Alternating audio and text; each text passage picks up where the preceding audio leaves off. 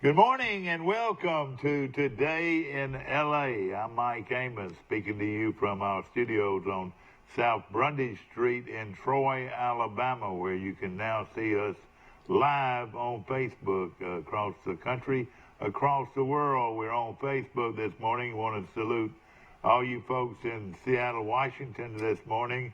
I know you're still in bed asleep, but in New York City, you're watching us live and well on Facebook in Troy, Alabama. And, of course, this is Lower Alabama, not Los Angeles, California. Today in Lower Alabama. Hope everybody's doing well. And, of course, the show is brought to you by Health Actions Physical Therapy, located on Highway 231 South in Troy. And our good friends at Grocery Advantage, located right here on South Brundage Street, a brand new grocery store.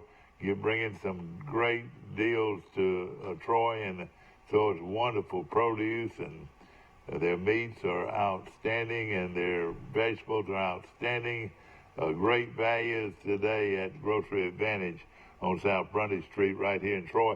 And also our good friends at Cinco Drugs. Want to say good morning to Walt and Christian. They own Cinco Drugs, and of course the pharmacist had been there for a long time. Charles Cinco is still the local pharmacist at that wonderful place, and of course we've known him most all of his life, and he's known me a part of my life.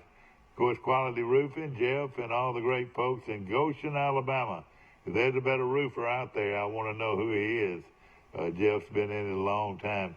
And also Hook's Barbecue, and man, if there's a better place to eat barbecue anywhere, their ribs will go up against anybody's ribs anywhere. Adam Renfro and all the great folks at Hook's Barbecue right here in Troy. We're waiting for Mike Amos to call from the coast, and he'll be calling in soon. And Will Matthews will be calling in from Ozark.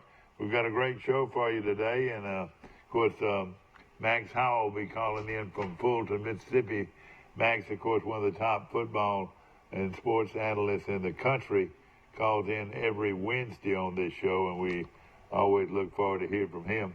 Of course, a lot of things going on. The baseball draft is going on, and the young shortstop from Morgan Academy ends up being the 43rd pick overall. What do you think about that? I think it was the first pick of the second round is what I read. Yeah, that's right. In fact, he's got a decision to make now: either make a million or so dollars, or go play baseball at Auburn University. What would you do? I was looking yesterday at this is off the subject, but I was looking at Kentucky's roster yesterday and coaching staff, because you were talking about Sawyer Smith, and John Summerall left Ole Miss and is now the linebacker coach at Kentucky. Oh boy, that's something. So Summerall was a candidate for the Troy job. I think some people think he came in second or third for the coaching position, and he left Matt Luke and Ole Miss to go back to Kentucky where he played.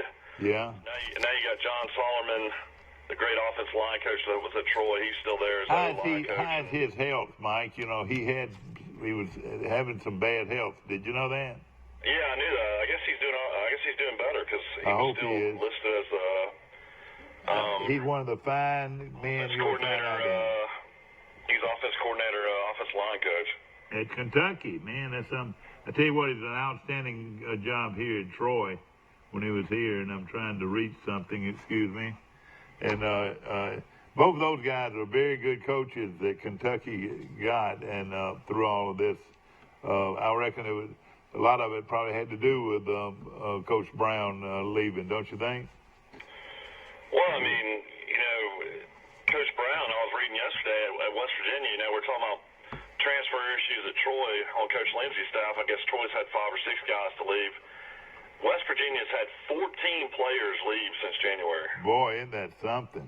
Man, so that just tells you, when a new coaching staff comes in, it's kind of their way or the highway. Right. And these guys, are in a situation where they don't fit in, or they don't buy into the system, or they're kind of looking to move on elsewhere. And Coach Brown's doing the same thing. He lost a cornerback yesterday, I was reading that was all Big 12. Oh, man. So, it just happens, with these new staffs coming in. Yeah.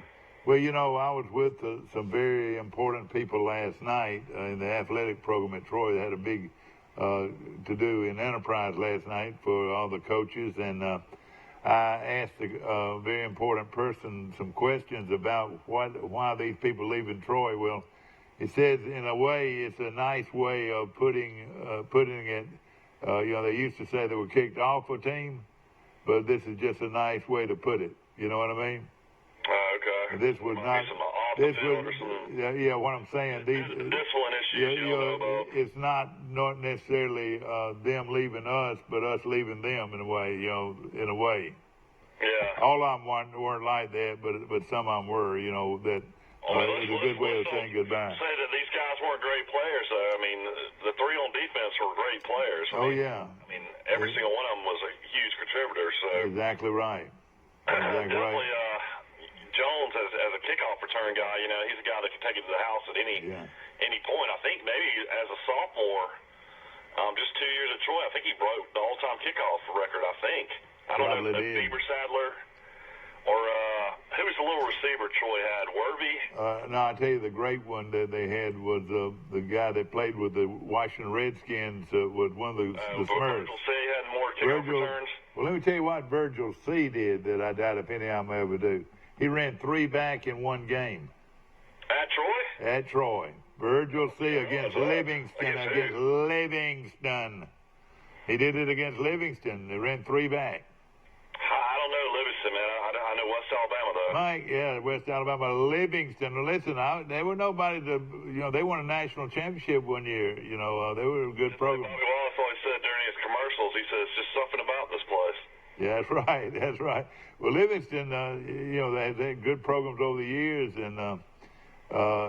again, I liked what I heard last night, though. You can't make these kids stay, but instead of a lot of times, instead of him leaving you, you're leaving him. It's just. How does that work? Is it a Q&A during those events where you can actually ask the coaches questions?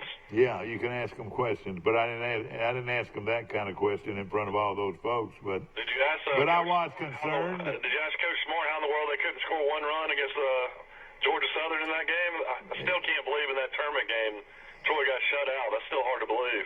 And I tell you something else. That young freshman phenom pitcher pitched brilliantly in that game, Mike. Yeah, they say he really showed the stuff that brought him to Troy. Yeah, big news so far in the Major League Baseball draft. Nobody from Troy has been signed to a major league contract yet. So I don't know if anybody will be drafted. I would think Frederick will probably go today. You got rounds 11 through 40 today, so that ends it today. And hopefully Chase Smart will get in there late. Did you know something about Frederick? And, of course, he was a great player. Played shortstop for Troy, and he got a lot of home runs. They think he's going to break the strikeout record at Troy. Did you ever realize that? He strikes out that much? He strikes out that much. It might be a record number of strikeouts for Frederick. No, I didn't know that. Yeah, I didn't either. Of course, he hit 9 home runs, which was pretty good, and then the center. 11 home runs. 11 home runs. The center fielder for Troy is the guy they're all talking about. He led the conference in hitting, Rigsby Mosley. Yeah, no. But of course, he was good. But the center fielder is a pure freshman out of Atlanta, and they think he could be one of the best players to ever play here. Oh, wow. Okay. What's his last name? It's hard to pronounce. Linguini, Seguini. I don't know. I don't know his name, but he started at center field for Troy, and it was a good one. Well, big news by the SEC yesterday. They've added the Las Vegas Bowl to their schedule, so the Las Vegas Bowl will now be a possible bowl destination for an SEC team. So Auburn could be going to the Las Vegas Bowl. Yeah, well, that'd be a fun bowl to go to. Of course, they're building a brand new football stadium for the Las Vegas Raiders, so that'll be a nice place to go. And it's right off the strip. I've actually seen where it's getting built. And could be a fun trip for some fans, possibly. Yeah, no question about it. And you know, I was. It's kind of strange how the SEC got involved in the Las Vegas Bowl, but it's one of their bowl tie-ins now. Yeah, Mike, I was at the Rotary Club yesterday, and the speaker was Coach McCord at Charles Henderson, and he I don't think I've ever heard a high school coach say better things about his team than he said about his team that's coming up in 2019. He thinks it could be one of the better teams we've had there in a long time. And I, after watching the way they played against one of the top teams in Georgia, I agree. Well, I mean, it's a huge season for Brad McCoy. I mean, you're coming off 3-7, and of course, you know, you got to find a way to improve on that record as well. It looks like a tough schedule. When you got to play Oxford, at Oxford, you got to go to Baldwin County.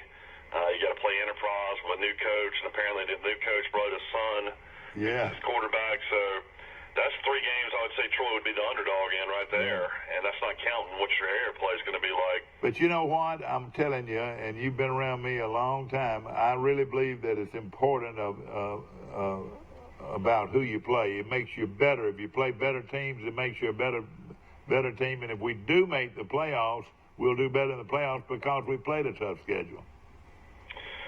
Yeah, I mean, it's one of those situations where, I mean, for some reason last year, I think, you know, they had a few big wins. They got to the playoffs. I think they had a big win at Tallahassee. And even though they were 3-7, they still went to the playoffs. They played Ramsey. Of course, got blown out by Ramsey. But, you know, when it's all said and done, I think Charles Henderson, didn't they only play 9 games last year? Yeah, they played 9 games. Will they play 10 this year? Well, what they do, they open the season against Pike County. But I mean, it's like you'd have to play at the normal 10 that everybody else plays in the Jamboree. Yeah, I would think so. Scheduling issue, wasn't it? Yeah, I think so. And I think they're going to play 10 this year. I'm not sure. But they think, he says that he thinks he's got 3 of the best defensive linemen in the state, and all 3 of them are going to be juniors. They're that good. Their front on defense is going to be one of the best they've ever had, and he likes the way the offensive front looks. So, you know, if you got a good offensive and defensive front, you got a chance to win. Don't you agree? Yeah, I mean, that's where you got to have the most most players, I guess, most guys that can come in and fill spots. Yeah. Now, all right, for the coaches and for the players, what a relief, Mike. They finally have completed that new practice field adjacent to the indoor facility. Now Charles Henson's got as good a practice facility as there is in high school football. Yeah, I mean, I guess it's built right above the baseball field and below the gym. Is that where it is? That's I don't even know where it is in Troy. Well, it's to the left. You know where the indoor facility is? The coach's office. So it's behind there? It's right to the left. And not only will it be good for football, but it'll be very good for soccer. You know, they didn't have a soccer field. And, of course, you know, a lot of people don't realize what a great field the band has. You know, the band has as good a practice field as anybody, don't you think? Yeah, when I was in school, the band practice field was right next to the brake shack, and a lot of people hung out around that field growing up. I wonder if the new practice field will have a fence around it, because, you know, there's a lot of swamp animals coming up from those woods. What are you talking about? You mean deer or turkey? Apparently, wild hogs? There's panthers back there, is what I hear. Well, that's been 20 years ago. That was,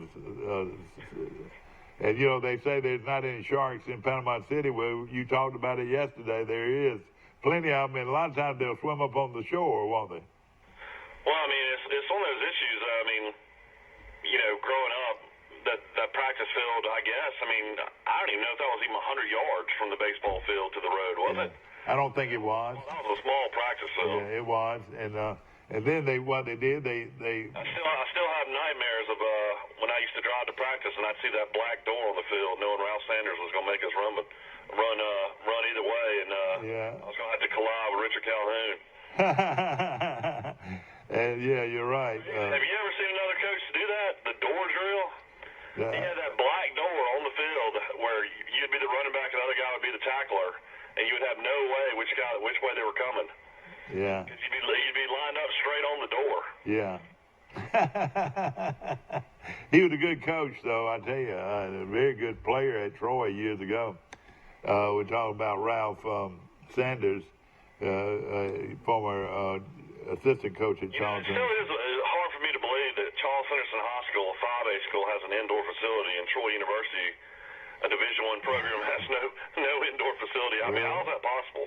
Well, you know what? They've made that indoor facility a weight facility. They have all their weights. It's one of the most impressive weight rooms you've ever seen. Now, I've been there. I remember when Chuck Dunn was a strength coach. I used to go in there a lot. Yeah. It's amazing that they have that. I mean, Greenlaw High School has it. I mean, that's got to be the next step for Troy football, is to build some kind of at least 50-yard dome facility where you can at least get in during the weather. You got to have somewhere to go other than the gym. I was talking to the Enterprise coach the other day, and he said that's going to be the main thing they're going to get done right off the bat is the indoor facility. One of the things about the indoor facility, you're going to laugh when I say this, is where do you put it that it won't be a aesthetic nightmare. Some of these folks don't get involved in the word aesthetic, but that's an art term. And for an indoor facility, it'd be hard not to put it somewhere where it will diminish the look of our facilities. Well, I mean, you could easily put it on one of those. Troy's got 4 or 5 practice fields. Just put it down there in one spot. That's what I think they're going to have to do. And I tell you what. Goodness, how many times have we been to Tuscaloosa? I don't know how many times I've been there and been to the indoor practice facility there, and it's not pretty by any means from the outside. Yeah, but it's sort of hidden. Auburn's is the same way. It's sort of hidden in there a little bit. But you know what? You're right. I went to Georgia's last year this time, and I've never seen an indoor facility nicer than that. And it is very important because not just football, but your other sports can. This is so hot. It is so terribly hot out there. The indoor facilities really make it a lot better at practice. Let me tell you. That's what I was telling my wife. I said, if this is the way May and June are, I can't imagine what July and August are going to be like. Yeah, no question about it. Have you put your Troy flag up yet? I want to know about that. I'm going to have to do that soon. I've got to. I think you. I don't think you. I got to go buy something to put it on the outside somewhere. And of course, so when people drive down that stretch, they can see there's a Troy guy here. Is that right? Well, there's my wife's a Mississippi State grad, so I might have to get her a Mississippi State flag as well. Get her a cowbell and let her hang that somewhere. That's she's already got a cowbell. That's got to be eliminated. They've got to take the cowbell away from those folks. Well, I mean, they've had it for years and years, and I mean, I'd say Mississippi State wins some big games at home, but they definitely lose a lot at home too. Well, do you remember when they came here at Troy? They like to run the whole ball game searching for cowbells. We searched for cowbells so long that a lot of the Mississippi State fans did not get into the game until the third quarter. Do you remember that? I was reading an article. This is the longest athletic director search in Division I history that Troy has going on right now. Really? I wonder when they'll decide on an athletic director. Very strange how an athletic director has not been hired yet. Yeah. Well, I think they'll do it tomorrow. Hopefully they'll do it as early as tomorrow, and we'll know somebody who's going to be the AD. To me, it's right up underneath their nose. I like the guy that is already here. And who does a great job. I think one of the most important things that an AD has gotten to do is schedule. Scheduling is so important, especially in football. And if you get a guy that can schedule the big boys and make some money with their schedule, hey, it doesn't bother me if we go 8-4 if we play the big boys. Well, I mean, you also got to, have the other sports being competitive. Softball's got to be competitive, baseball, basketball, football. I mean, you got to have all your other sports doing well. Yeah. I mean, that's the important thing about, an athletic director is to get involved and promote all the programs because when it's all said and done, you want all these people to have all these athletes have support. And I think this is what that group did. That Troy had more support, I think, over the last 3 or 4 years than they ever had. I still question basketball, saying that basketball and tennis was up. Because when I watch the games on TV, it just doesn't look like it.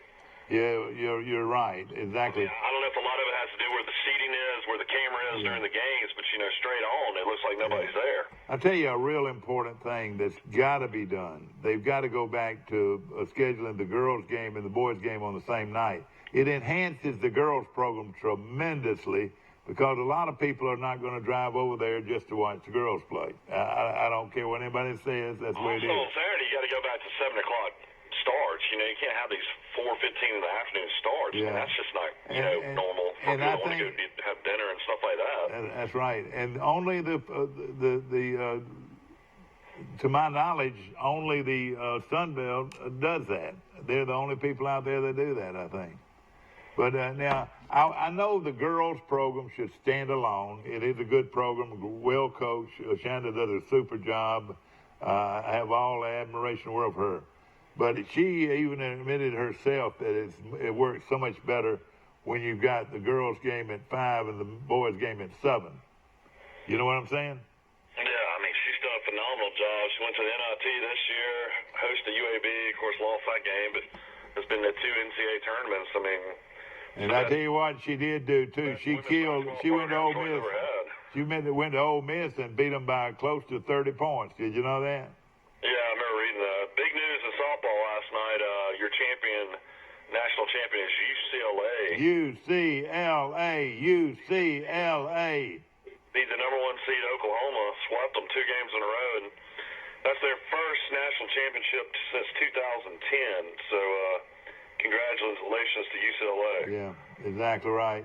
And I was bragging about Jacksonville State going pretty far in their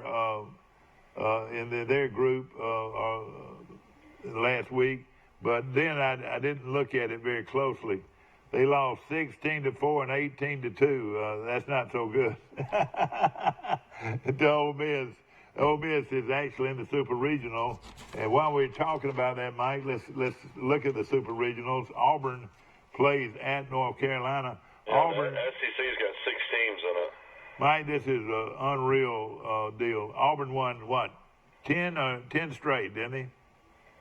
Or 15 straight? No, Auburn struggled down the stretch. No, I know it down the stretch, but to start the season. And lost, only won 1 game in the SEC tournament, so they weren't playing good when they went to the regional. I know it, but what happened, though, was early in the year, they had a big win streak, then they went on a losing streak, and then they were trying to make it back, at the end of the year. But when they started playing their best baseball was when they started the regionals, and evidently they must have played pretty well. They ended up 36-25 in the conference tournament. Did they play pretty good in that tournament? They won 1 game. Yeah. Okay, Auburn played. It's got to be emotional for the Auburn baseball program and their fan base. Of course, still the tragic death of their. The play-by-play guy, Rob Brandlett, who'd been calling baseball games for 25 years, so you can imagine Andy Merchant, who's his Keller guy, has been really emotional doing those games. I don't know who they got to fill in for Brandlett or not, but I know Bush Thompson, the head coach, has mentioned Brandlett many times about how special all that was in Atlanta, winning those games and sweeping the series. No question. And let me just say this, and I'm saying this because it's the truth. And if we don't say the truth on this program, I don't want to be a part of it. But one of the top replacements could very well be our guy here in Troy. He's an Auburn guy. He came here, he'd been with Auburn several years before he came to Troy. He does a super job with Troy, one of the very best announcers out there. But he'd be a perfect fit for Auburn, don't you agree? Well, I think he lived in Auburn for several years as well. Yeah, sure did. He's a Florida graduate, but definitely worked in Auburn.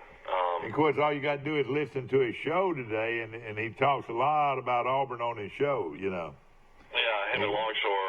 I think him and Longshore have been on close to 20 years now. And that's one of the best sport talk shows around, too. It's really an excellent show. I'm a big fan of Longshore.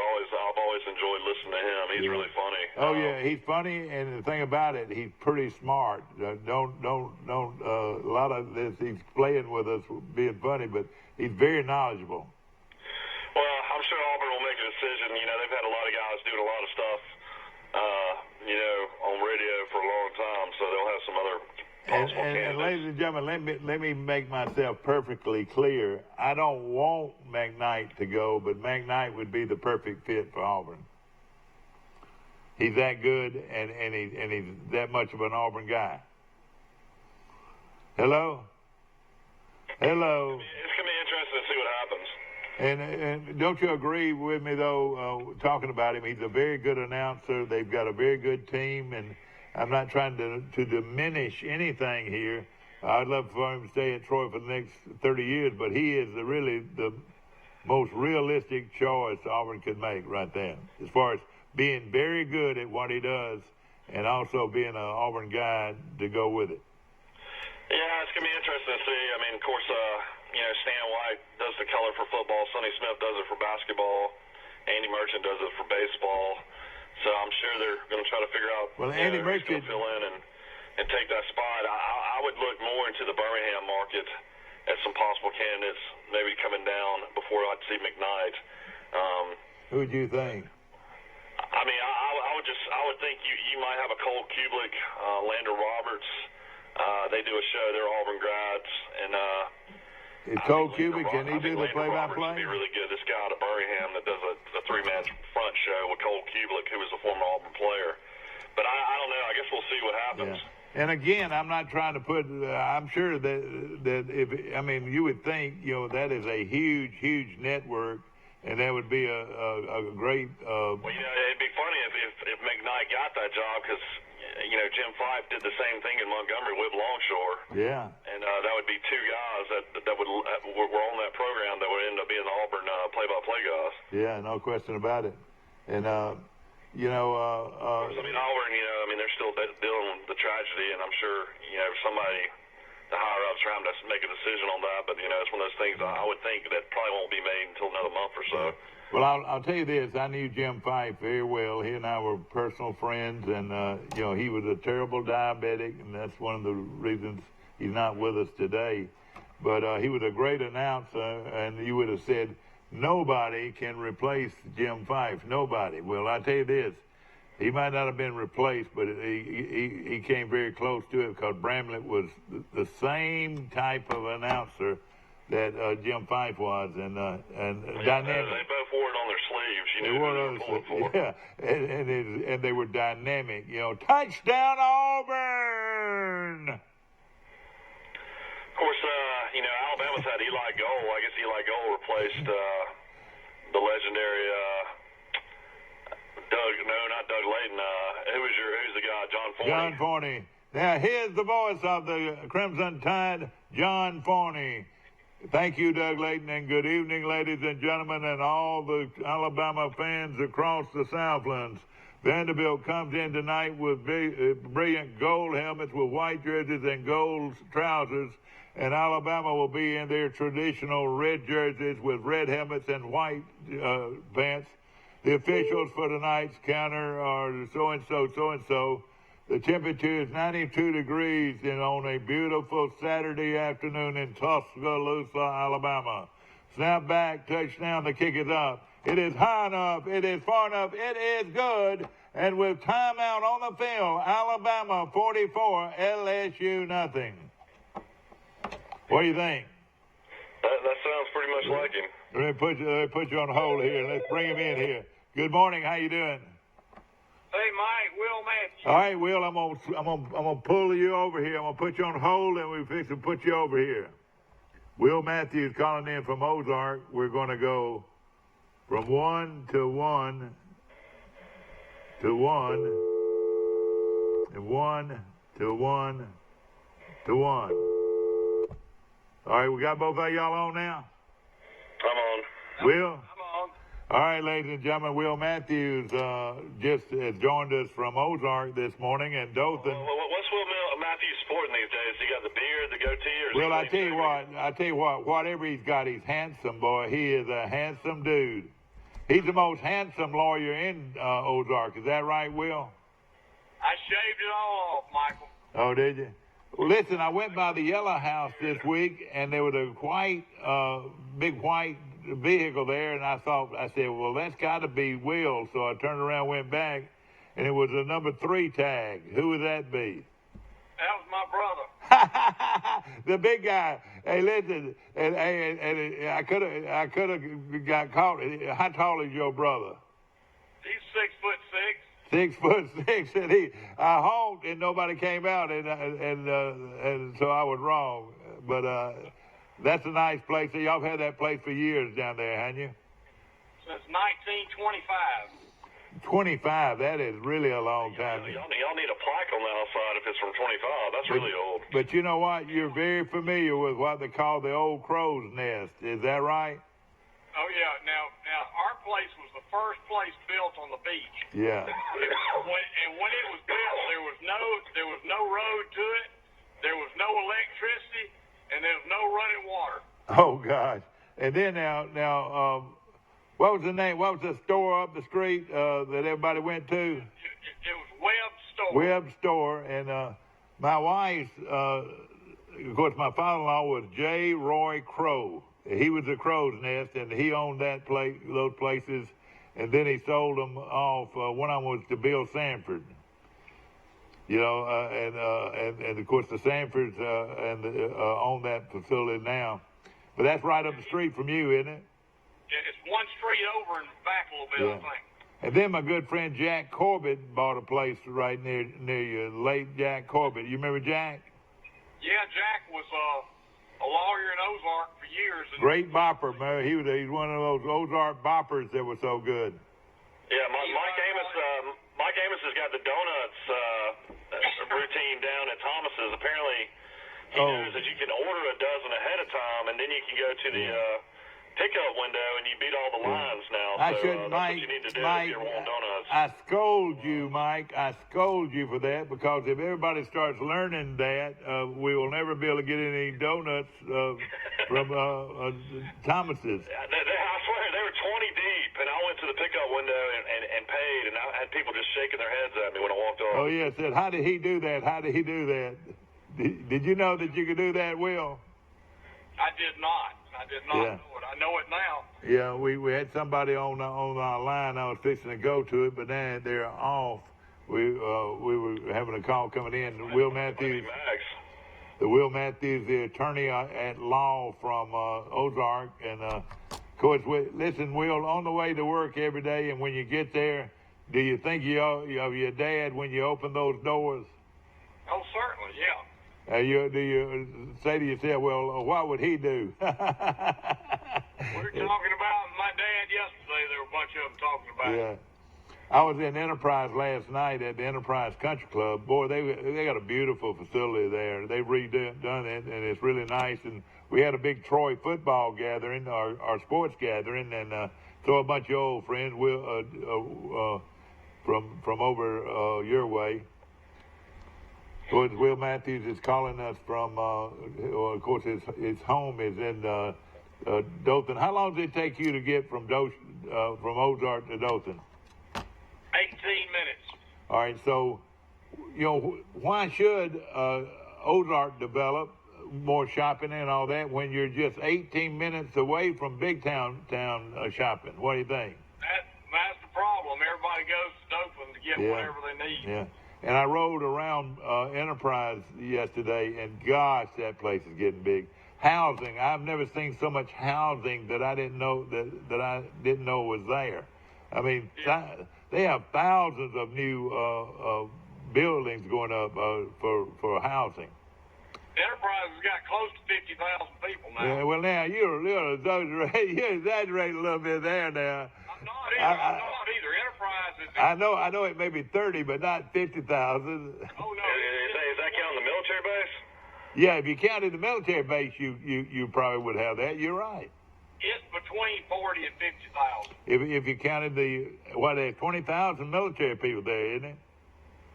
Maybe more than that. I don't know. Did having a Army base right next to you, did it affect you at all growing up? Not really. Did you ever have friends that you were going to school with that somebody might have gotten killed, like in Vietnam or somewhere like that? The helicopters, Fort Rucker is considered the biggest helicopter base in America. Isn't that right? Most of the military officers that don't live on post, they live in Enterprise. Why is that, man? Those are people said, we don't want you or what? They've always catered to them, and I don't know what the deal is. But Ozark's just as nice a town, and their school is very nice. Of course, nobody's school's like Enterprise, and nowhere in the country. Enterprise might have the best-looking school in the United States of America. What do you think? Well, it cost $80 million, I would imagine. $80 million they spent on that after that terrible accident. Where were you when that tornado hit, Will? I was in Ozark at a funeral. I remember you telling us about that. And they moved everybody into the Family Life Center and had the funeral in there and left the casket in the sanctuary. Are you serious?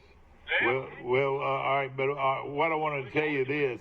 Wikipedia is saying Enterprise has 29,000. 29,000, that's pretty big. That's pretty big, 29,000 for Enterprise. I think it's way more than that. Yeah, well, the whole area, no question about it. But, Will, do you know, Bud Case and I were in Ozark when the storm hit Enterprise. You could hear it on the radio. The radio guy was broadcasting it. First time I've ever been around a radio station, so-called broadcasting a hurricane. He told us exactly when it hit an Enterprise, and they said in 7 minutes it'll hit Ozark. And you and Bud were out tornado, yeah, not a hurricane, but tornado. I don't know why I mentioned that. Sorry. You and Bud were out by the Ozark Airport. That's right. And y'all went by the airport and it hit there. Hey, we were so crazy to be continuing to drive. We should have parked our vehicle and gone and climbed in a hole somewhere. Of course, I'm not making fun of this event because we lost some wonderful kids, and it was a terrible storm. But I just want people to know how very close everything was to it really being even bigger than it was. Well, the football stadium at Enterprise was called Bates Field, yeah. Field. The scoreboard from the football stadium landed in a doctor's backyard in Ozark. Isn't that unreal? Will, I'm going to go to hold a minute. I'm going to pick this guy up here a second. Hold on a minute. Good morning. You're on Today in L.A. How you doing? Max, I'm doing Max Howell calling in this morning. And, of course, Max, we've got Will Matthews on the line. And we've got, if we lose you, I'll come right back to you. I'm going to put you on hold here a minute. We're going to be right back. All right, let's see here. All right, we got you, Will. Max, we got you. Who we got right now on? All right, here we go. All right.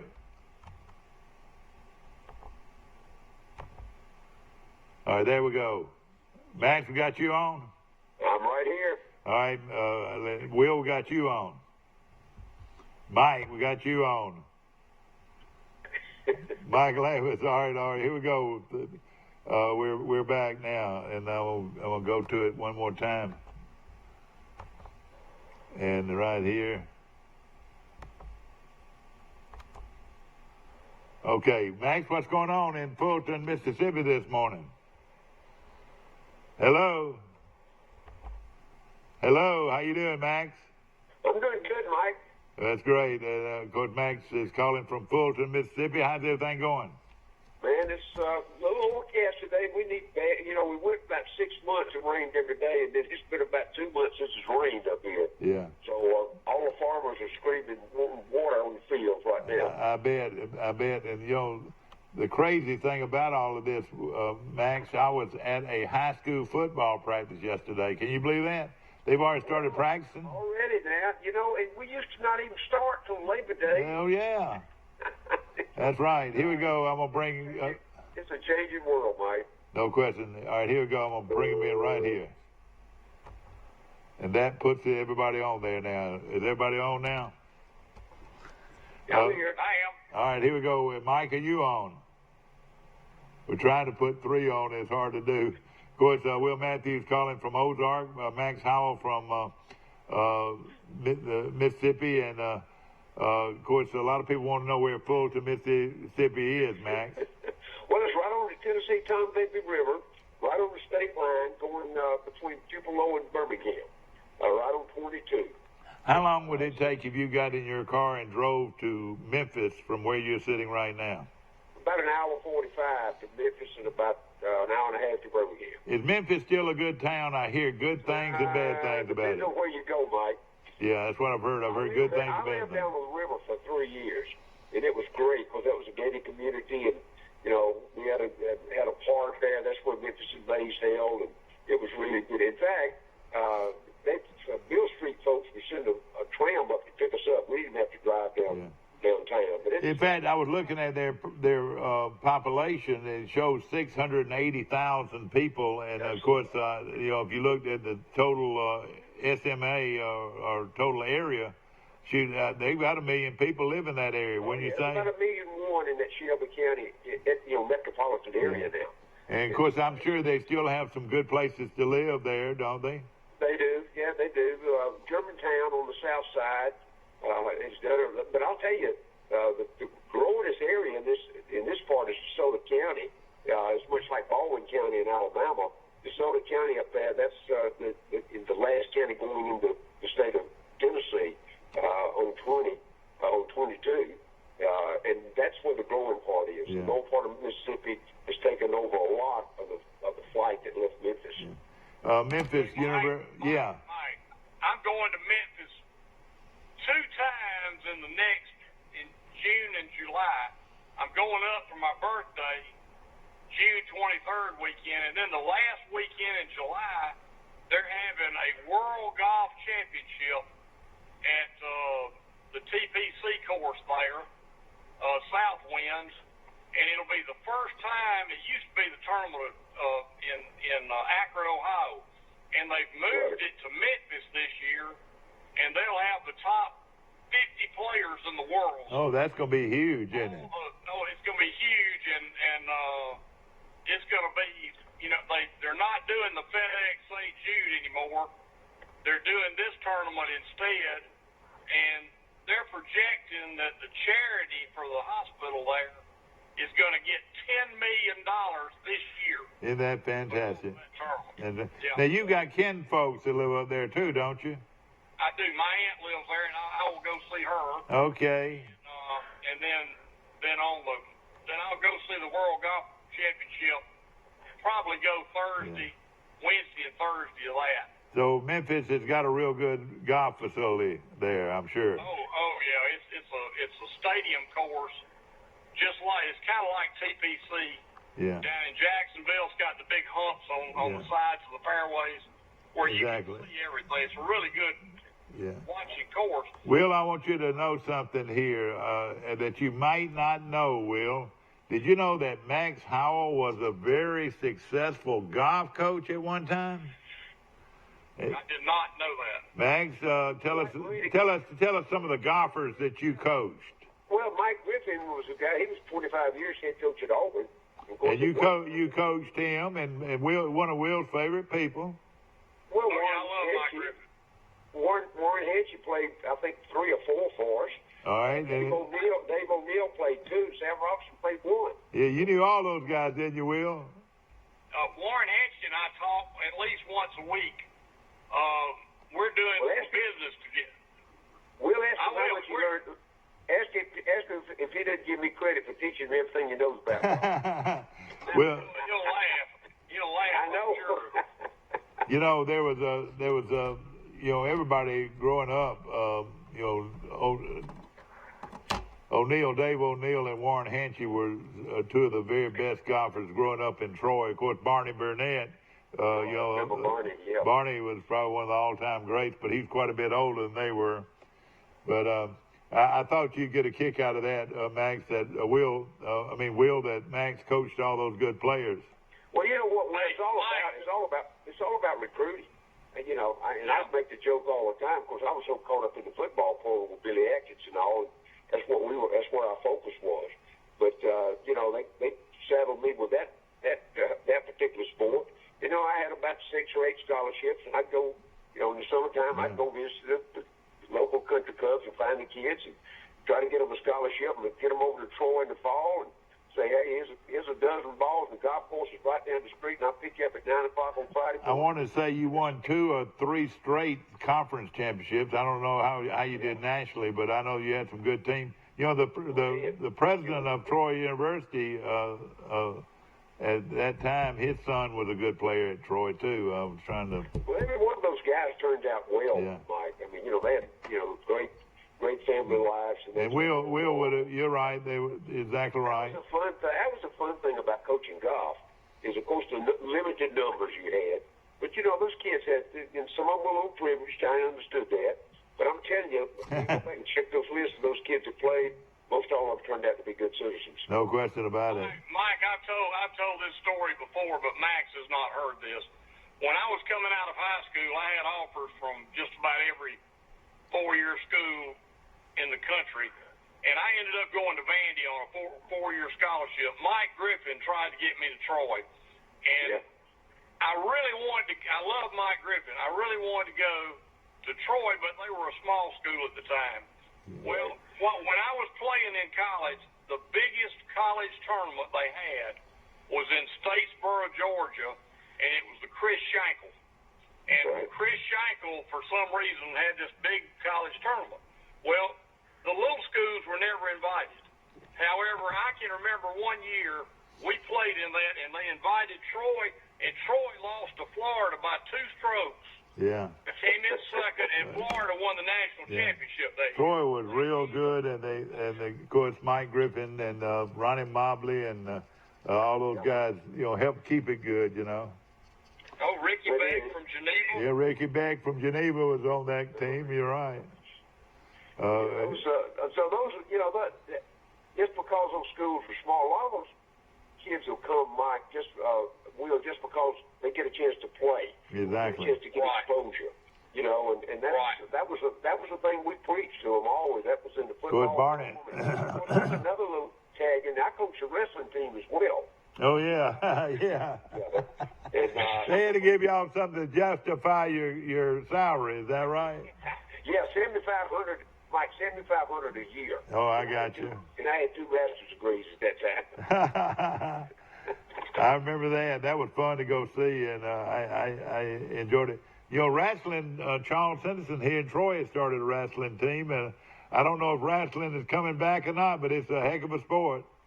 Well, we had to do the college. I mean, you had to do the club program because competition, but we wrestled Georgia and Auburn, and we went around the SEC, and all we used was they wanted to put it in just to condition the football team. Is what we had it for. One of Alabama's best football team was player on that team was Jim Croft, and he came from Delaware. He was the nation's top wrestler, and I think we had to wrestle against him one time.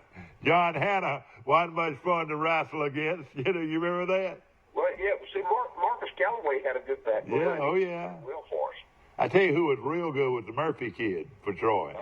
He could play. He could wrestle with anybody. He was really good, and he came from a wrestling school. Enterprise back then had a lot of wrestlers, too. They did.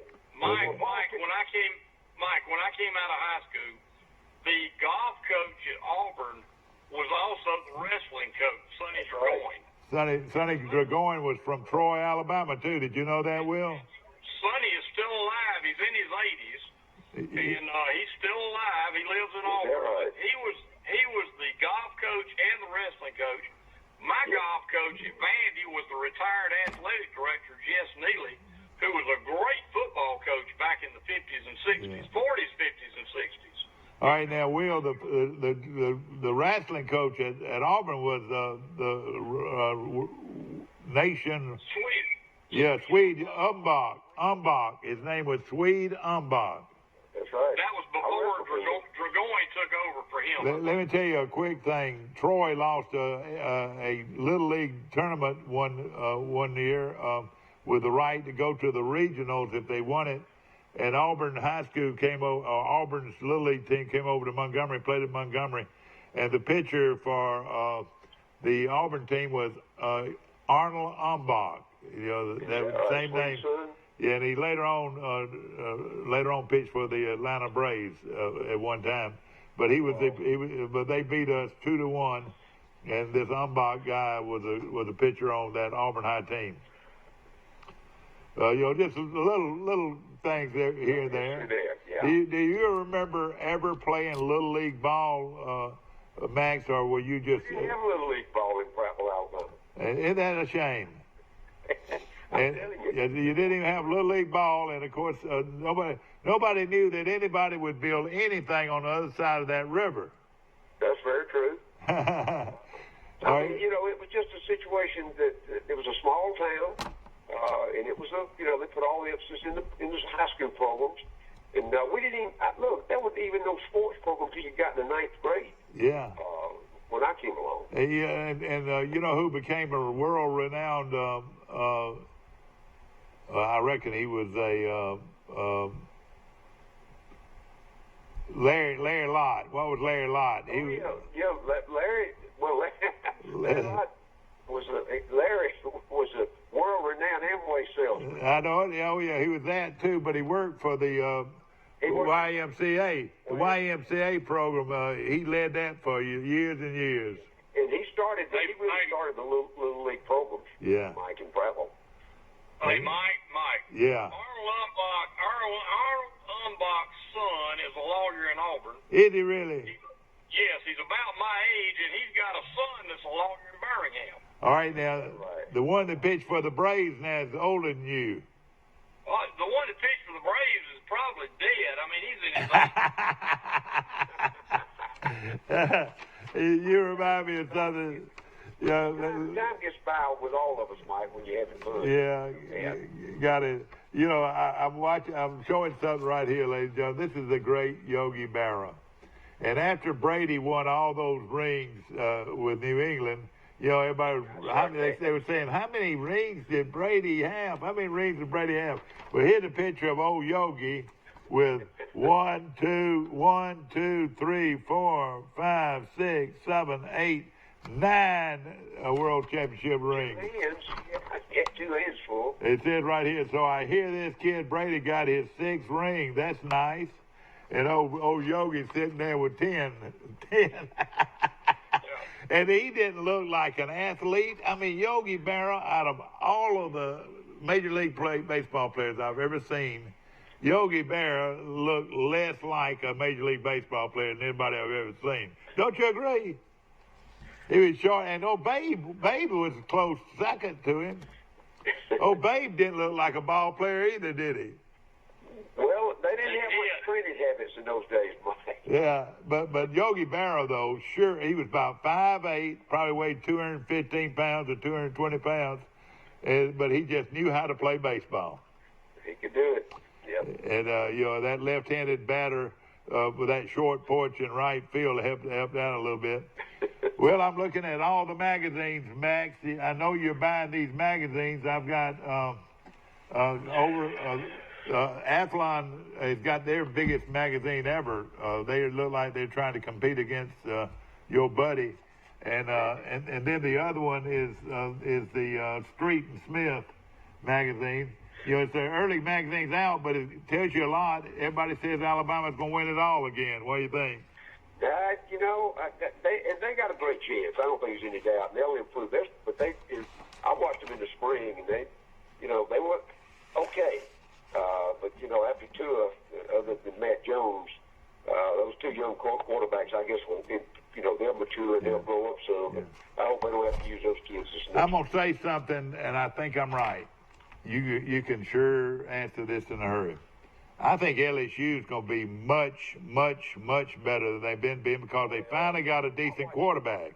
I watched eight spring games in the SEC, and LSU was by far the best as far as the matchups of where they matched up 1s and 2s, and I thought the competition was better, and the execution was better. They finally had a quarterback. They hadn't had a decent quarterback in forever. Well, the Burns kid, the transfer from Ohio State just fit that perfect, fit perfectly what they want. And then they brought him mainly in to run the offense for them. And he's kind of a mix. And I've been knowing Steve since he was at Georgia and Auburn and everywhere else. But I really was a little concerned for him, thinking he was a little bit, too old school, not too much on the read option and throwing the ball down the field. But I think execution-wise, I think they're going to be fine. They don't get any injuries. They got some good young kids coming along. And where do they play that game? Do they play that game at LSU or at Tuscaloosa? Or do you know? I think it's at Baton Rouge this year. All right, that's going to be a huge game right there, a big game. Well, And they early on. I think they got A&M second or third. Yeah. So we'll get a read on. And A&M is going to definitely be better too, don't you think? I think they'll be better, but they got Clemson. Yeah. Off the bat too. Yeah, no question about it. It's on the road. Exactly right. Florida is going to definitely be better because of their coach. Don't you agree? Yeah, I think it'll be Florida and Georgia in the East. Now, I'm going to keep talking. Hey, Mike, I'm going to the Alabama A&M this game this year. It's out there in College Station. Yeah. I'm going to that one. Oh, that'd be a great game. That's a great play. Yeah, where you go back and look at the history of A&M though, and they've always had everything. They got one national championship like 1938 or 9 or something like that. They just have not been able to put it together. And I know, of course, they just hired Ross Ford from Ole Miss as the athletic director, and now they got Jimbo in there. So I'll be interested to see if they can really upgrade the quality of the play. And it's all about recruiting.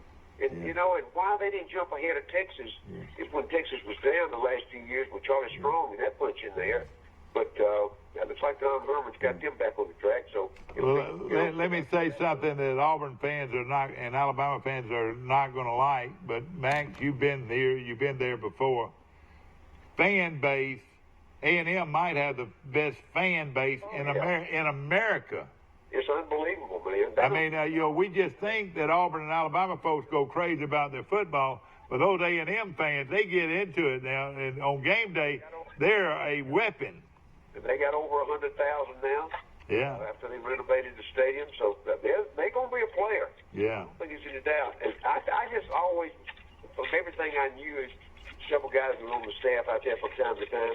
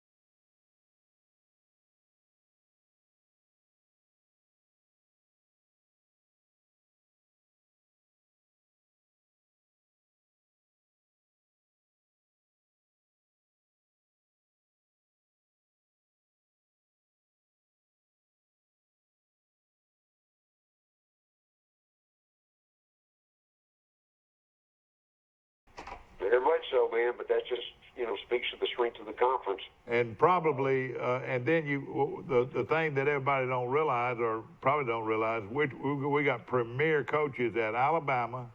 We've got a young, great one at Georgia. We got a guy at LSU that'll hit you in the mouth, and they'll be more physical than anybody in the SEC probably. And then Florida's got a great coach, and now Texas A&M's got a great coach that can win. Those are 5 solid programs right there. When you say, I'll tell you what, guys, just stand back and watch. Tennessee will be on the move too now. Yeah, they're gonna get better. Because they give Pruitt everything he wants up there. I feel to say they've got the money, and I'm sure. They made some bad mistakes in their hire the last couple of times. Butch Jones just, he put on a good show, but he didn't coach him up at all. But the guy that is, calling all the shots, I'm telling you, all the shots is AAD, don't you think? Oh yeah, right now he is. Yeah. He knew how to beat Alabama, and the rest of these folks didn't know how. I scratched my head when they brought him back, because remember when he left there, they almost wrote him out on a rail. Yeah. And if you remember, a lot of people were worried about him getting the head coaching job. I think he might have thought he was going to get it. He can coach. I think he realized where he's a graduate from Tennessee, so. I think he's got the best interest, and I don't look for him to be there for 20 years. Yeah. Basically. But he's going to make the program a lot more hard-nosed, don't you think? Yeah. He was.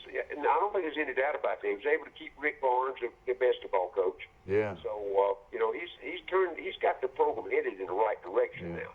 And it's a big school too, and of course. What they need to do, they need to go back to those pale orange. Like I've got Tennessee orange on today, but back in the old days, they had a pale orange that you could hardly tell. Hardly see the numbers on a Saturday afternoon. Trying to call a game like that's impossible. That's right. Spot from the press box. And that meant every year the teams that wore dark, like Alabama always wore dark red. When they went to Tennessee, they always wore red because the jerseys for Tennessee were more white than they were orange, Yep. But of course, at one time, Tennessee's program was as good as any in America, wouldn't you say? Yeah, they've done, and I think they will come back. I think it'll be the tradition. It'll be Georgia, Florida, and Tennessee, and in the East. And I'll be honest with you, I'll be glad to see it. I think the more competition you got. I think that's basically the stronger the conference is going to be.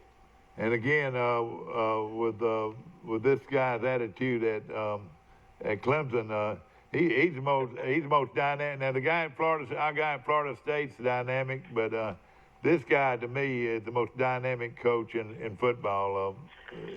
Dabo Swinney, yeah, I think he is. We're gonna go back and watch, and he's got a niche up there right now, and he's created. He's recruiting well, and he coaches well. See, in my mind, I draw the distinction there between he and Kirby Smart. Kirby's done a remarkable job in rebuilding that, but guys, he makes some drastic mistakes on the sideline. Yeah. That's cost him at least one championship, and I think a playoff for another one. And that didn't come from the quality of players on the field. That came from mistakes they made on the sideline with the coaching staff. And I think until that is corrected, Georgia's going they'll be at the top. I don't think they'll win a championship. I agree with you. That they've got. He's not there yet. I mean, he hadn't been there. He hadn't had the experience that a lot of these guys have. Saban had already made all his mistakes, so he stopped making mistakes. You reckon? It's you go back and look though, guys. It's when he came in with all credentials. He's been with Saban, I think 11 or 12 years, and picked up I'm sure a lot of technique and how to recruit and the whole deal. And he's exercised that. Oh yeah. But, remember, he lost both coordinators this year now. Yeah. Then he lost that his All-American backup quarterback in Justin Fields went to Ohio State. Now the two kids behind right now lack. Listen, I'm trying to be correct. I don't want to be too hard on them, but the guy that I put a lot of trust in work with their defense in the spring. And if they lose number one, if they lose their quarterback, Georgia will be hard pressed to beat the SEC because the number twos and number threes don't have the experience yet or the ability to play. We're talking to Max Howell. We're going to take a short break. We'll be right back. A personal touch, a high level of trust. Whether it's checking and savings accounts, personal or business loans, or our local friendly service. That's what Troy Bank and Trust customers expect. But now we offer more. Free identity theft protection for our new and existing customers, protecting your family's time, money, and good name from identity theft. Because protecting your identity is now a big part of our identity. In a land of luxury lived a dashing man who scoured the land looking for lottery dream homes so winners could live fabulously ever after. All new My Lottery Dream Home, Friday night at 9 on HGTV. Have you seen an increase in your insurance premiums or significant change in your insurance coverage? Let Sandbeck Insurance offer you a better plan to suit your business or personal needs. Sandbeck Insurance offers many lines of insurance, whether it's home, farm, or auto insurance, work comp, business, or health and life policies. Sandbeck is here for you. Call or visit our Troy, Enterprise, or Andalusia office today. Sandbeck Insurance, where we take pride in taking care of your insurance needs. Tori Dunn from Dixie Trails. You get your truck washed here? I sure do. Millie Johnson. I know you're not bringing them cow trucks over here. I do, and they're like new when I leave. Loretta, what are you doing? Getting my car detailed. At Trojan Detail, we do it all. I love my job. We get to help people who are having the worst day of their life. You just got to be ready for whatever hits. She wasn't breathing. She was almost dead. Stay still there. Stay still. It's fine. Yeah, here we go. Back to our show, ladies and gentlemen, brought to you by our good friends at Dixieland Dental, located 9 miles north of Dothan on Highway 231. Dr. Michael Precise, Dr. John Strength, Dr. Damon Strength, and Dr. Robert Precise make up one of the largest dental clinics in Alabama. Looking at the, this is Athlon's top rankings. They've got Alabama 1, Max, then Clemson, then Georgia. In the SEC, I don't know. This Georgia thing, that surprises me that they could be third, because that means that the two of them would have to play for the conference championship. Is that right? Very true. All right, and then it would be set up to play Clemson. Georgia's got Notre Dame third, so they're going to get a little challenge. But that game is in Athens, so I think Georgia will be favored in that one. But I'm going to tell you one more time, when Florida gets the talent level Georgia's got, I'm telling you, Dan Mullen. What you're going to say? Then they're going to start getting out coached. Is that right? That's what I think. I mean, I've watched him for 10 years, and I'm not a big personality fan of Ben. You're right. I can guarantee you, Mike, the guy can put stuff. You watch him. I mean, he never loses focus.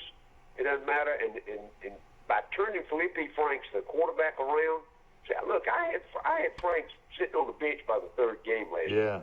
Yeah. Well, that guy, I don't know where you read his stats and all. He's 6'6", 255 pounds. Oh God, he's huge, isn't he? And can run and throw. Yeah. So, in fact, he said in an interview this week, he said, we may lose a game or two, but you're going to have to score more than 50.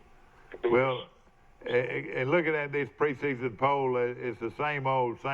Michigan is fourth. Ohio State is fifth. And then it comes down to how those two do against each other. Then Oklahoma is sixth. LSU is seventh. Florida 8th, Notre Dame 9th, and Texas A&M 10th. That's the top. That's his preseason top 10. Now, Max, he goes with Texas, Washington, Utah, Penn State, Oregon, Michigan State, Nebraska, Iowa, Wisconsin, and Auburn 20th. Those are the top 20. I think we'll get a good read on Auburn when they open up against Oregon in Atlanta. I think Gatewood probably gets a start, but they'll end up starting Bo Nix before the season's over. Yeah. And then we're gonna see what Gus has got. If he's got enough talent to maintain that style of offense, I don't know one running back he's got that could be successful right now. That's the Winslow kid. He's 230 pounds, and he's Gus's kind of back. But they didn't recruit enough big backs, in my opinion. So we'll see how, and you talk about a tough schedule. Look at Auburn's schedule. Oh, yeah. It's obscene. It's so rough. Yeah. In fact, they could have a pretty good team and still not be absolutely in right, the polls. Mike. That's true. No question about it. The thing that we were talking about earlier about Auburn, again, Max, I know this guy's had a daddy coach him at on the field and at the supper table. You would think he's knowledgeable, but he's still a pure freshman. How does Auburn think they can win with a pure freshman at quarterback? I don't know. That's what I'm saying. If they have to go with a pure freshman, they're in trouble, I think. But see, yes, remember, Mike, the kid at Clemson last year was a pure freshman. Oh yeah, you're right. And that's the thing that I question sometimes, how when Alabama loses, they didn't just lose to Clemson; they got beat bad. Yeah, they did by Clemson, and then Clemson's got their quarterback back. They've got most of their offense back. They did lose those 3 defensive linemen, but they've recruited well. That Clemson Alabama 1 or 2 is really a toss-up right now. Yeah. And I think we'll get. Remember, too, Clemson plays in the ACC. Their schedule is a lot different, isn't it? Yeah, it's a lot different right now. So I think we're going to read that second week when Texas A&M goes to Clemson. We'll get a read and see how good both those teams are. And I'll tell you a team we haven't mentioned. Of course, we mentioned Mississippi State and Ole Miss not being very good, but a lot of people don't expect Arkansas to. And but I bet they'll be better than people think. They went 2-10 last year. Yeah. Mike, now one thing that Chad Morris has done, he's pulled in a bunch of transfer students. He's got Texas A&M's number 2 quarterback that actually started last year at the beginning of the season. Yeah. He's transferred to Arkansas, and they got 2 or 3 others, and they'll be a little better. But remember, they play in the SEC West. That's the toughest. If they were playing in the East or in the Big 12 or somewhere else, they'd be significantly improved. We were talking about Auburn, and of course they've got Oregon. A lot of people think their quarterback at Oregon is one of the best in the country. That's right. And they open up with Oregon. Oregon has never. This game will be played at Texas, one of the neutral site. I don't know exactly what neutral site it will be. Then they play Tulane, a better Tulane than they've seen lately, but they should beat Tulane. They'll beat Kent State. But then they got to go to, this is Auburn, they got to go to Texas A&M. It's going to be tough. They'll play Mississippi State at home. I think they'll handle that one. But then they go to Florida. It's going to be tough, Auburn and Arkansas. Arkansas's always played them tough for some reason. That's right. And then they got to go to LSU. This is a terrible schedule, you're right. And then they got to go to LSU, and then Ole Miss comes to Auburn. Georgia comes to Auburn. Samford, they'll play Samford Bulldogs in Auburn, and then they'll play the Crimson Tide of Alabama in Auburn. Yep. They'll be lucky to win 8 ball games. That's the number I got pinned on them right now. And I may change that if they go out there and handle Oregon right off the bat. Yeah. I'm sure the line's already out, and I would not be surprised if Auburn's not favored by a point or 2. Yeah. In that particular ball game, because Auburn hadn't done well. They play that game in Atlanta. Yeah. That's where they play it. If Auburn started tomorrow, they claim here that they would start Malik Willis, the junior, at quarterback. But I don't know. I don't know if he'll be there when that. Malik Willis was the best quarterback they had this spring. Yeah.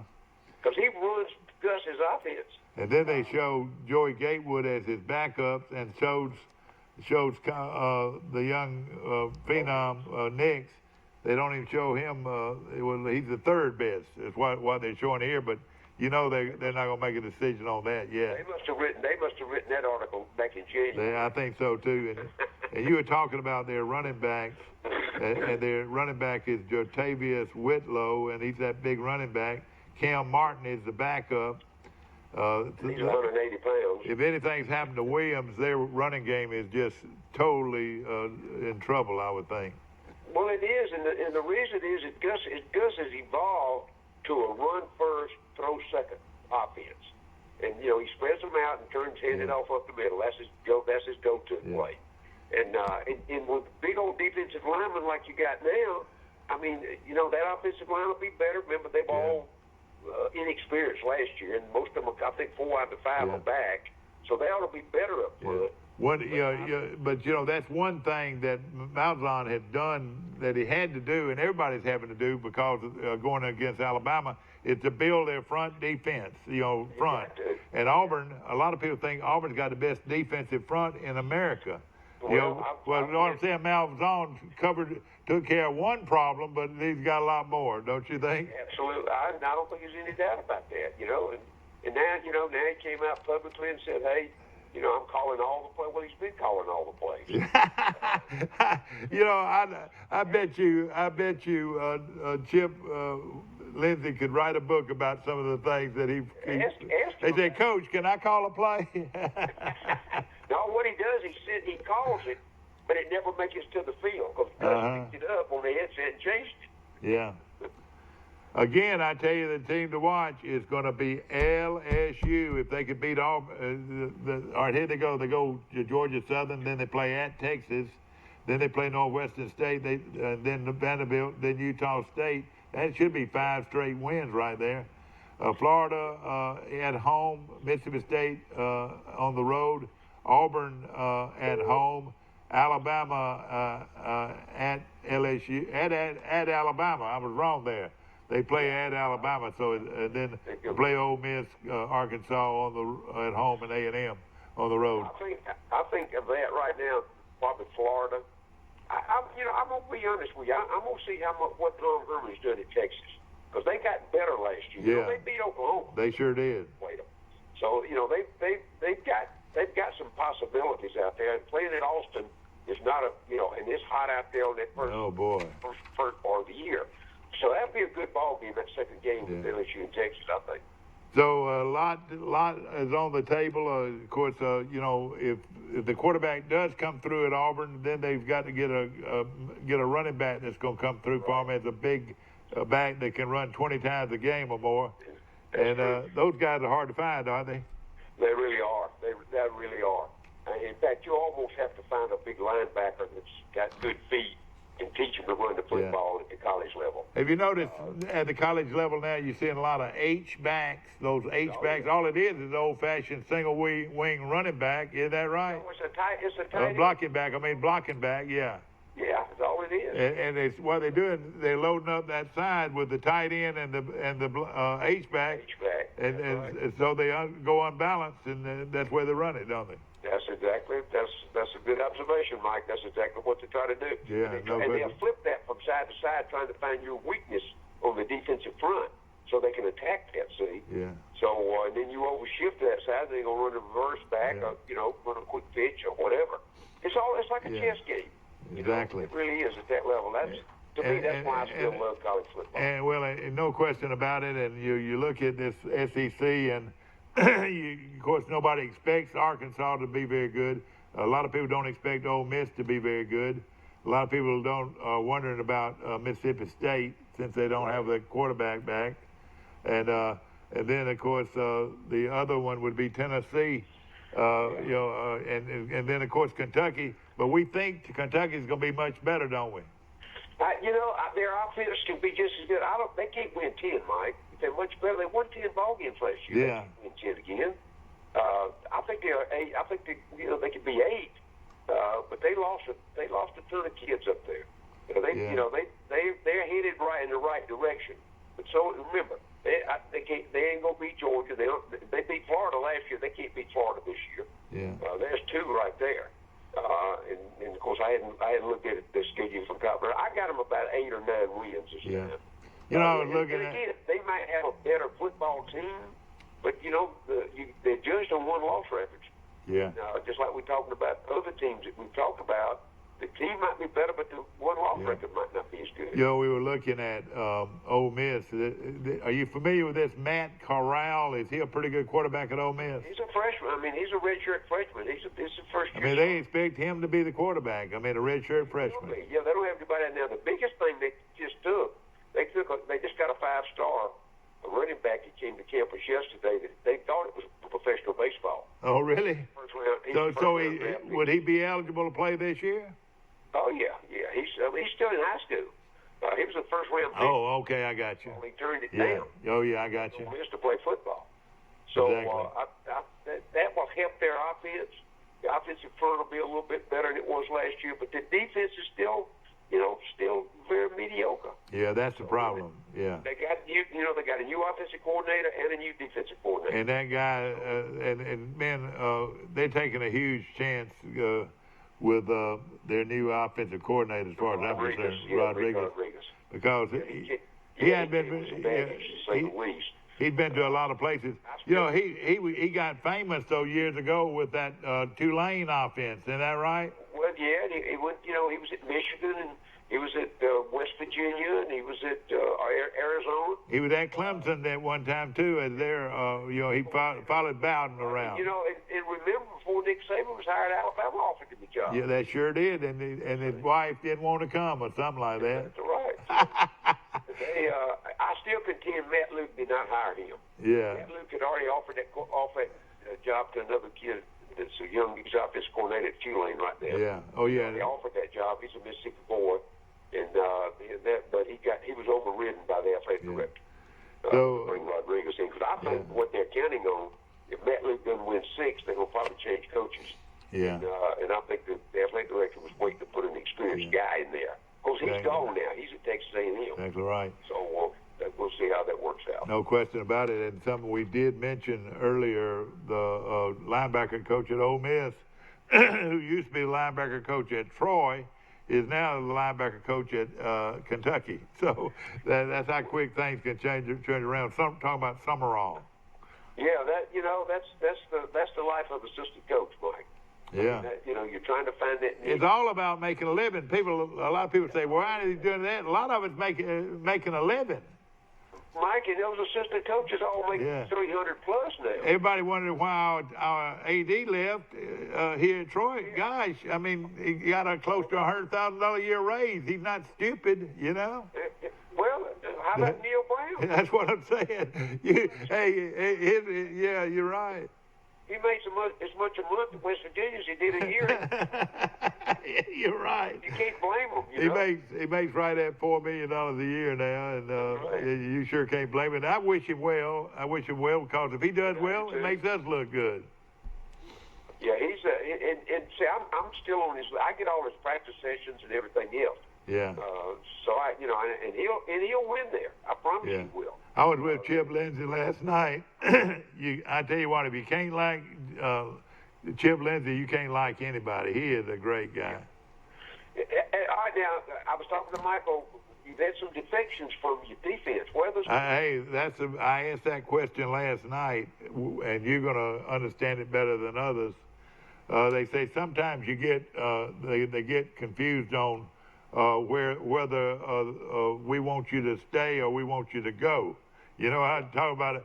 They said some of that is we wanted them to go. There's been a couple of them they didn't want to go, but the things like that is the way a lot of colleges go about getting rid of people that are not good, that might be rotten apples. You know what I'm saying? Yeah. Well, it is, and it's a communication thing. It may have been a situation where the kids didn't adjust to the new system, or it was they didn't meet they didn't adjust to the personalities of the coach. There's a lot of reasons why. Exactly. In fact, like every time you have a change, you have what I call casualties. You're gonna have if you go That's back right. and check. I remember when Pat Towell went to Auburn. Look, there's 8 or 10 starters left up there. Do you know I heard today that West Virginia's had 14 to leave, 14 players to leave that program. Now, hey, they could have left on their own accord, but at the same time, like I was trying to explain earlier, the team might have made it made it look good that you're not going to be at their place. See, and you got to remember, these are one-year scholarships now. There's no such thing as a 4-year scholarship. All right, that's right. It's 1 year at a time, and if you don't live up to it, then yeah. And if you're going to make changes with personnel, you better make it that first year. The only thing that bothers me, those are 4 good players off your defense, and one of the guys had led the team in tackles 2 years in a row. Yeah, I know. But I heard that I just heard through the grapevine, and not through any coaches, but through the grapevine, that he wasn't happy being here, and we weren't happy with him here. So it goes both ways sometimes. That goes both ways. That kid's now at of all places, Colorado State. He goes from 100-degree temperatures in the deep south to the first snow of the year in Colorado State. Isn't that right?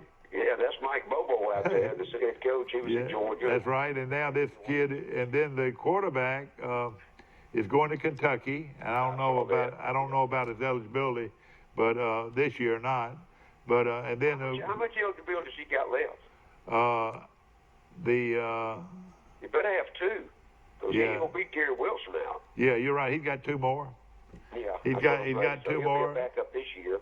And probably get the starting job next time. That's right. And then the kick returner, the great kick returner out of Enterprise, the punt, that led the nation in kick returns, he has transferred to, of all places, Houston. And so he's going to live in the big city, but the program is not that much bigger than Troy's. But then the other one, I believe. Oh gosh, I don't know. I knew it was one other one that is in that. What do you call that deal, Max? What do you call when these guys leave like that? They call it portal. They go in the portal. Yeah, the portal. Yeah, portal. Yeah, and it's just like any business. You reach in there and grab somebody that you need. Is that right? Yep. Very true, man. That's, I understand. I understand the 4th-year senior transferring out, but Justin Fields is the one that sticks out at me. He's a redshirt freshman, goes to Ohio State just because he said the attitude of the Georgia people was not conducive. Well, he's from Georgia. I mean, come on. I don't want to hear that. Yeah, I mean, I'm surprised they made him eligible. He'll be the starting quarterback at Ohio State this year. Oh, yeah, and he'll probably be a good one. That system, when you say the Ohio State program is a system, just like Florida was a system under Spurrier. But see, Urban Meyer's gone now. See, that's Dave. That's right. Coach, he coached with Urban before, and they may not have changed a whole lot, but he's going to have his own wrinkles, he puts in. So they'll. Yeah. Well, hey, listen, Max, we got to hurry with this right here. What's for dinner, Max? Everybody wants to know. I'm gonna this one today. I got pork chops and chicken. I got chicken on a skewer. And listen a bit, Mike. I actually marinate that in Italian dressing. When I put it on the grill, on a skewer, I put pineapple with it. Oh, I like that. That sweet taste, yeah, with pork. I'm telling you, that little sweet taste. We'll go over that, and I based all that with the Italian dressing. All right, you've got pork, and you've got what? Chicken? We got chicken and pork coming Chicken and pork, and just put them on a skewer, and then put that good sweet pineapple. Pineapple in between. That's right. And boy, you've got some bread and all that. With that Mississippi mud pie for dessert. And of course, Max Howell, ladies and gentlemen, one of the top football analysts in the country. I know you stay real busy this time of year. And I'm sure you've gotten all these sports magazines. They all look the same. Nothing jumps out at me. Nobody's taking a chance on who's going to be the number one team. All the same teams, just in different order, Mike. That's exactly right. Same ones. The big ones still are the big ones, and the middle of the road is still the middle of the road. Is that right? That's exactly right, man. And it all depends on what that philosophy is. And then the next step is recruiting them. But the final step, i.e. Georgia, coaching from the sideline during the ball game.